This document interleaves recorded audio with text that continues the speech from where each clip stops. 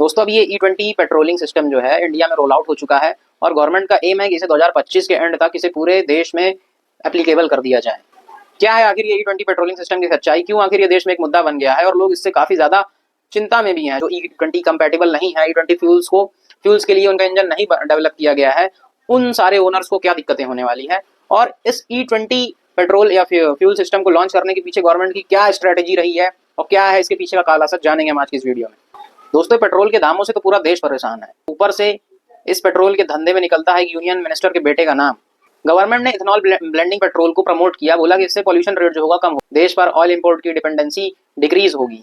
लेकिन जब यही इथेनॉल का बिजनेस एक यूनियन मिनिस्टर के बेटे के हाथ आ जाए, जिनके अंडर में ये रोड ट्रांसपोर्ट एंड हाईवे का पोर्टफोलियो हो, तो सवाल उठाना लाजमी हो जाता है। क्या ये पॉलिसी आम जनता के लिए बनाई गई है, आम जनता की भलाई के लिए बनाई गई है, या फिर अपने परिवार का भरण पोषण करने के लिए, या फिर अपने परिवार के इकोनॉमिक स्टेटस को और ऊंचा करने के लिए।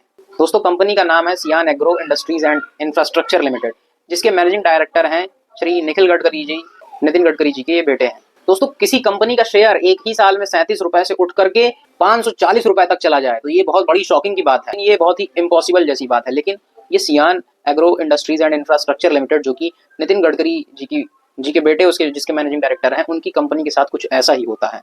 उनकी कंपनी का जो शेयर होता है 2024 में वो लगभग 43-45 रुपए के आसपास होता है, लेकिन वो और ग्रो करके वो 540 रुपए तक पहुंच जाता है। सोचिए एक आम इन्वेस्टर अपनी पूरी लाइफ में इतना रिटर्न नहीं कमा पाता है, लेकिन एक नेता के बेटे ने एक साल के अंदर ही इतनी बड़ी इनकम जनरेट कर ली। यहाँ सवाल यह है कि जब इथेनॉल को पुश करने वाली मिनिस्ट्री भी वही हो और इथेनॉल बनाने वाली कंपनी भी वही फैमिली की हो, तो क्या एक कॉन्फ्लिक्ट ऑफ इंटरेस्ट नहीं है? तो क्या एक क्रॉनी कैपिटलिज्म नहीं है?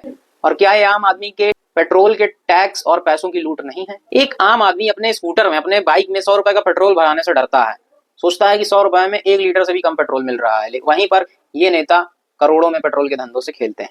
क्या ये पॉलिसीज आम जनता के लिए बनाई गई है रियली में? ये आपको सोचना चाहिए।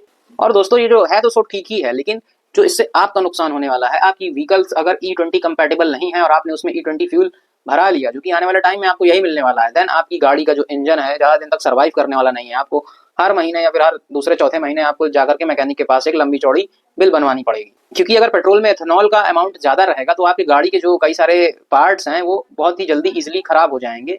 जैसे कि उसका पेट्रोल टैंक के आपके अंदर का जो रबर वबर का सिस्टम जो रहता है वो बहुत जल्दी कोरोजन उसमें लग जाएगा, जंग लग जाएगी, जिसके कारण ब्लॉकेज होने के चांसेस ज्यादा हो जाएंगे। आपके कार में भी ये जो सारा सिस्टम है इंजन का, अगर वो E20 कंपैटिबल नहीं है और वो देन आपके ये 20% इथेनॉल को ज़्यादा झेल नहीं पाएगा, जिसके कारण आपको भारी नुकसान उठाना पड़ सकता है। आपको गाड़ी की माइलेज डिक्रीज हो जाएगी। आप एक्सपेक्ट करेंगे कि मैं 500 के तेल में चला जाऊंगा 40-50-100-200 किलोमीटर, लेकिन वही 500 का तेल में आप जब 80 किलोमीटर, आपकी 70 किलोमीटर में गाड़ी रुक जाएगी, तब आपको समझ में आएगा कि हाँ ये क्या हो रहा है। अगर आप गाली देंगे पेट्रोल पंप वाले को, लेकिन असली गाली में खाने वाला कोई और है, उस पेट्रोल पंप वाले की गलती नहीं है। और दलीलें ये दी गई है कि इम्पोर्ट जो है उसको हमें रिड्यूस करना है और नेचर का बहुत ज़्यादा हार्म हो रहा है, लेकिन असली सच्चाई क्या है इसके पीछे? क्या आपको पता है कि 1 लीटर एथेनॉल डेवलप करने के लिए कितना ज़्यादा पानी खपत होता है? और एथेनॉल बनता शुगर केन और ये मेज वगैरह से है, तो इनका भी तो फसलें उगाई जाएंगी, तभी तो जाकर के ये डेवलप होगा, तभी तो मिक्सचर होगा। कहाँ से एथेनॉल पैदा करेंगे? क्या एथेनॉल का भी इम्पोर्ट करेंगे? कैसे आखिर? मतलब किस प्रकार का सस्टेनेबल डेवलपमेंट है? ये दिमाग से बिल्कुल परे है, कोई समझ नहीं पा रहा है इसमें किसका फायदा है किसका नहीं। ये बहुत साफ तरीके से दिख रहा है, जनता का तो एक पैसे का फायदा नहीं है। और E20 व्हीकल्स तो ऐसा तो है नहीं है कि जिनकी नहीं है। E10 वाले सारी अपनी गाड़ी क्या कर दें, किसी झुग्गी में डाल दें बंद करके, या उसको फूंक दें पेट्रोल डाल के, वही E20 का पेट्रोल डाल के अपनी गाड़ी में जला के फेंक दें। अगर E10 है तो ऐसा तो कर नहीं सकते हैं। अब किसी ने 2017 में अपनी गाड़ी खरीदी है, 2022 में गाड़ी खरीदी, इतनी जल्दी तो किसी की व्हीकल्स खराब नहीं होती है। 10-15 साल 20 साल तक आदमी आराम से चलाता है, अच्छी कंडीशन में, बहुत से लोग मेंटेन करके रखते हैं। अब ऐसे में क्या करें इंसान?